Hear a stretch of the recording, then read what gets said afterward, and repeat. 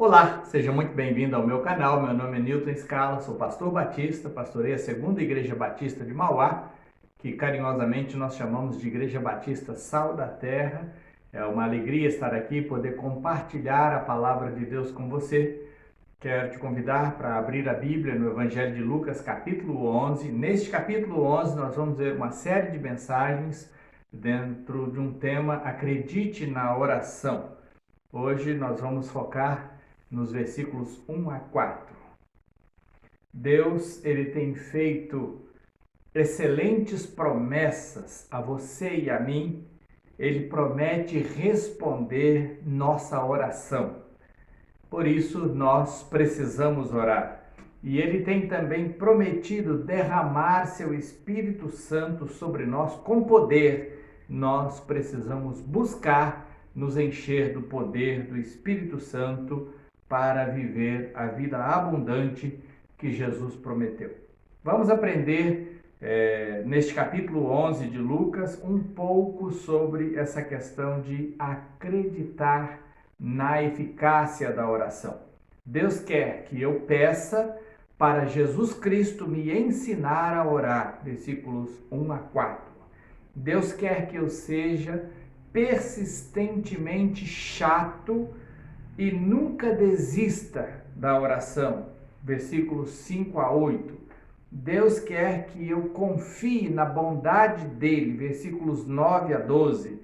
Deus quer que eu não tenha medo de ser injuriado por causa da minha devoção a Deus, versículos 14 a 20. Deus quer que eu creia que a oração pode me tornar eficaz na minha missão, versículos 21 a 23. E Deus quer a casa da minha vida cheia do Espírito Santo, não deixando nenhum espaço nem lugar para o diabo, versículos 24 a 26. Hoje nós vamos focar em pedir para Jesus me ensinar a orar. O capítulo 11 do Evangelho de Lucas nos ensina como orar de modo eficaz. Nos desafia a confiar inteiramente na bondade do Pai Celestial e nos mostra que devemos dar os nossos passos para ter uma vida cheia do Espírito Santo e do seu poder. Vamos então ao primeiro ponto do nosso assunto, acreditar na oração. Deus quer que eu peça para Jesus Cristo me ensinar a orar. Versículos 1 a 4. Certo dia, Jesus estava orando em determinado lugar.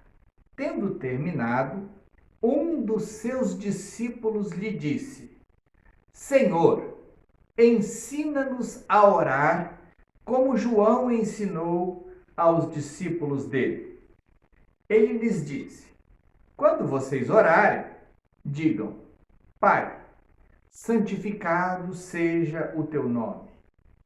Ele estava ensinando aqui que na oração a gente deve buscar a honra de Deus. Venha o teu reino. Se tem um rei, tem súditos. Se eu quero que ele reina, eu me coloco como súdito. Ele estava ensinando submissão. Dá-nos cada dia o nosso pão cotidiano. Confiar em Deus. Fé. Perdoa os nossos pecados, pois também nós perdoamos a todos os que nos devem. Consciência.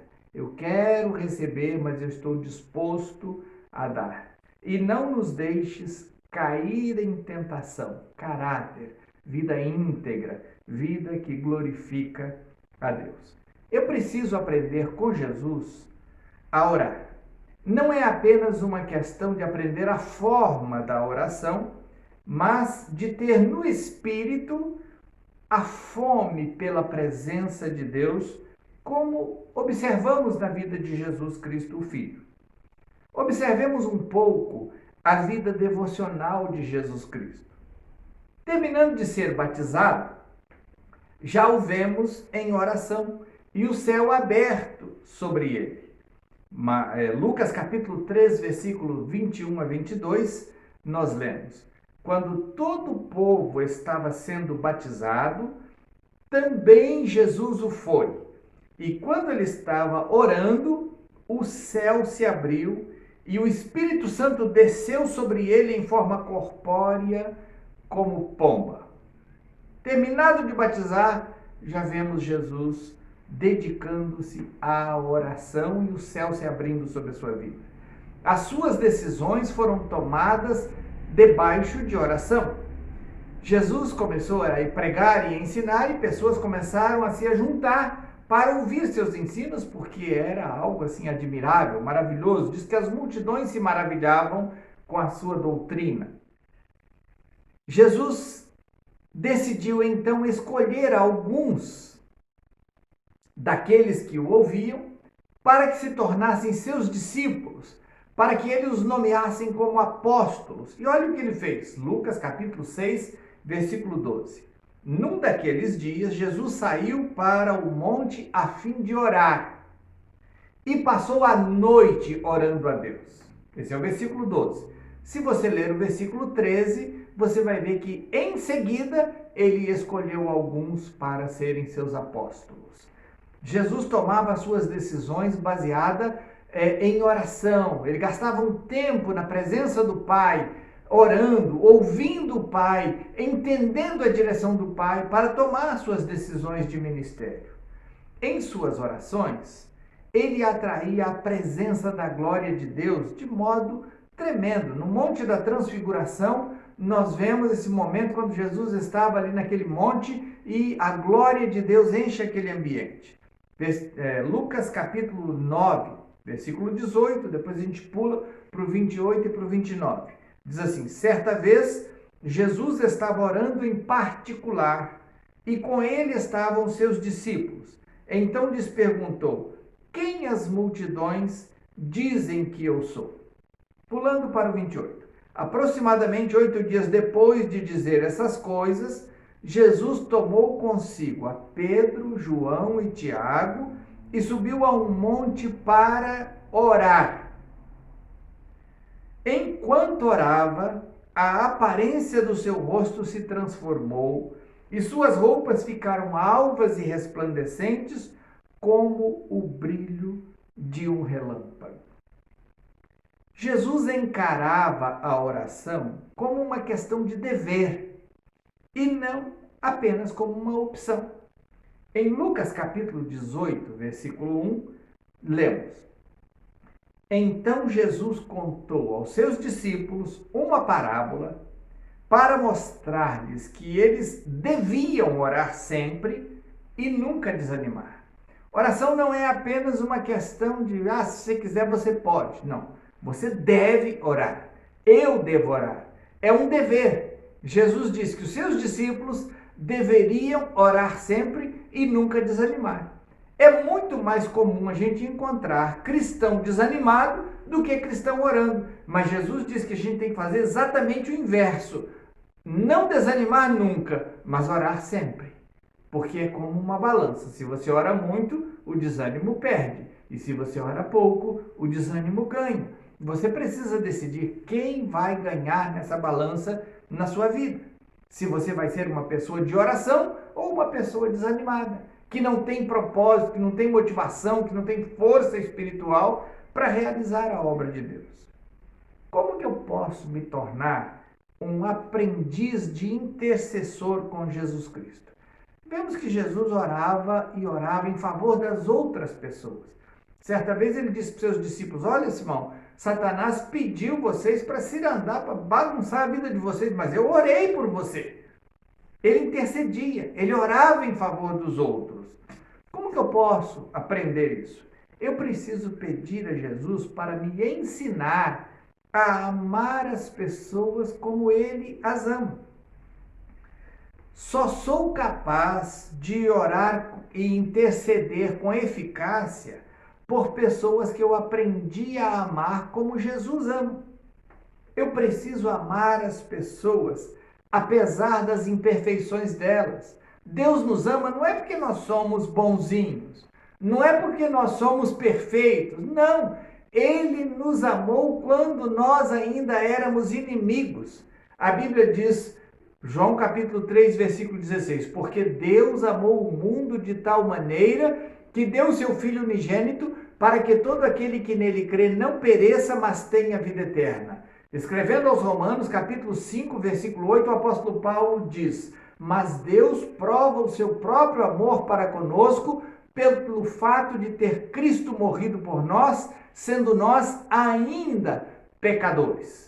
Éramos inimigos, estávamos fazendo o que entristece o coração de Deus, e Deus nos amou a ponto de nos dar o seu Filho.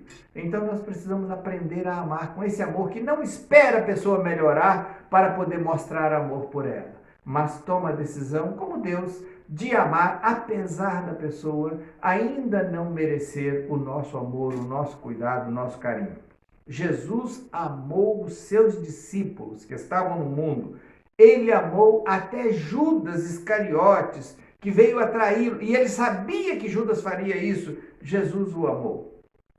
João, capítulo 13, versículo 1, nós lemos assim: um pouco antes da festa da Páscoa, sabendo Jesus que havia chegado o tempo em que deixaria este mundo e iria para o Pai, tendo amado os seus que estavam no mundo, amou-os até o fim.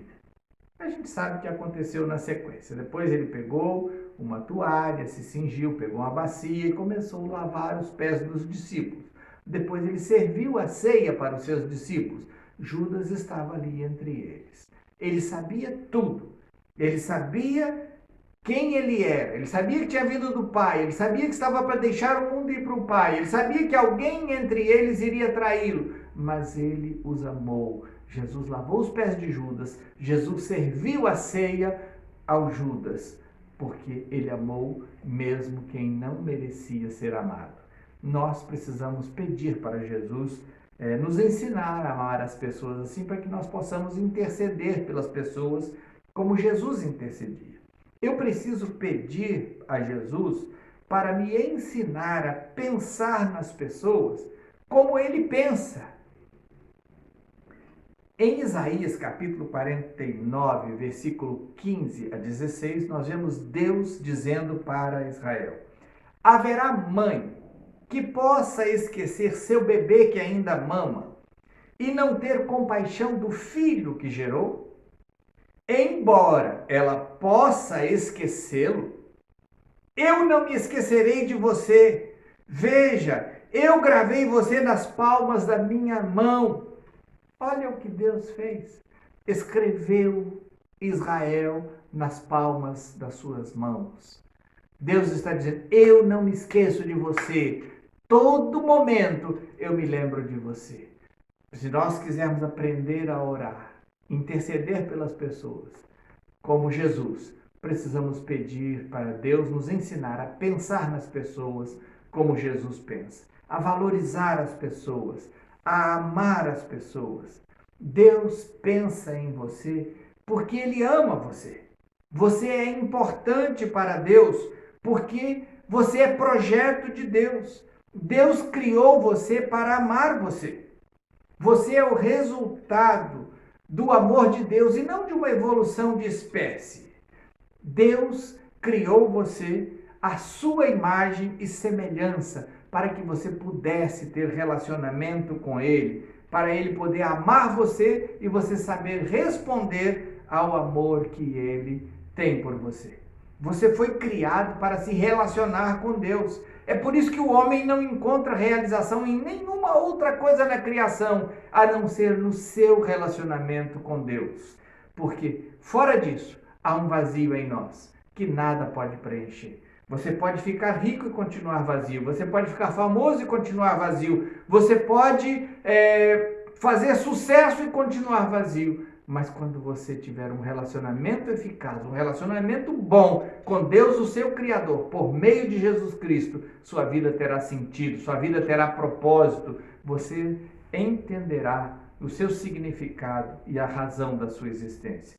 Você precisa de Jesus Cristo, o Salvador. É dele que você precisa para estabelecer, para manter um relacionamento pessoal com Deus, o seu Criador.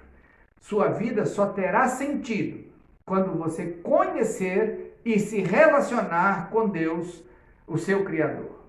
Para ser seu Salvador, Jesus Cristo morreu por você.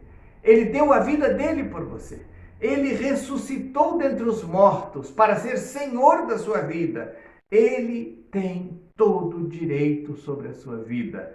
Jesus morreu por você, mas ele não ficou morto. Ele está vivo. E ele está aqui, agora. Está aí, onde você está me assistindo. Ele está pronto para entrar na sua vida e fazer uma grande transformação nela. Te falo isso com experiência própria. Um dia abri a minha vida para Jesus e disse: Jesus, quero te seguir, eu quero ser seu, eu quero que o Senhor entre na minha vida, perdoe os meus pecados e faça de mim uma nova pessoa. E foi isso que ele fez. Aconteceu no dia 28 de janeiro de 1979 e desde então minha vida mudou. Ainda tenho muita coisa para aprender e crescer, mas a transformação que Jesus fez na minha vida é algo notório. Meus amigos do passado conhecem a mudança que Jesus fez na minha vida e eu estou cada dia crescendo na relação com Jesus. Desafio você a fazer o mesmo. Abra o seu coração, receba Jesus, convide-o para entrar em sua vida, diga isso a ele: Senhor Jesus, neste momento eu abro o meu coração, eu te recebo, eu quero o Senhor na minha vida. Peça agora a Jesus para te ensinar a orar, como ele orava. Não apenas ensinar sobre a oração, mas para gerar no seu coração uma alegria de estar na presença de Deus. Para gerar no seu coração uma fome pela presença de Deus. Jesus pode fazer isso em você? Peça isso para Jesus e ele fará. E você vai aprender a orar com Jesus Cristo. Que Deus te abençoe. Que você tenha uma semana maravilhosa. Que o Senhor resplandeça o seu rosto sobre a sua vida e te dê a sua paz. Continue assistindo aí o vídeo. Vai ter informações sobre a nossa igreja, a nossa localização, horários de culto e número da nossa conta corrente, caso o Senhor toque em seu coração para nos abençoar com uma oferta. Você poderá fazê-lo depositando em nossa conta. Deus te abençoe e tenha uma ótima semana em nome de Jesus.